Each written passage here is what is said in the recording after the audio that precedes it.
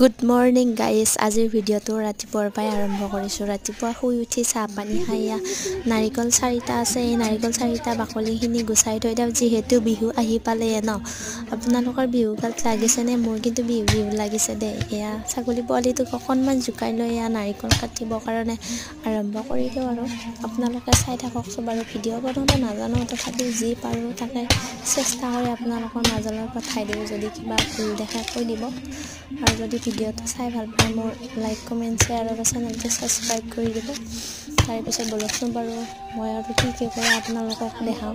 এয়া নাৰিকল কাটি কিনে থৈ দিওঁ, তাৰপিছত আনিব আৰু এয়া 4টা আছে। এই 4টা কাটি কিনে থৈ দিওঁ আৰু সেয়া বজাৰ পোৱা 100 তাতে 3টাৰে সেয়া নাৰিকল লৈ আনিব আৰু এইকেইটা বাকলিখিনি গুচাই থৈ দিওঁ। দি কিনে আৰু সিফালে মাক ইগন'ৰ কৰিব দিওঁ। গাইজ কাম কৰি আছে যিহেতু, নাৰিকলৰ বাকলি চেলাই থৈ দিলোঁ। কামেই আৰু কিনো আৰু, ছোৱালী ল'ৰাৰ লগত কোনো কথা নাই, পাৰিলে চব কামে কৰিব লাগে। তাৰপিছত মই যিখিনি পাৰোঁ আপোনালোকক দেখায়ে থাকিম বাৰু।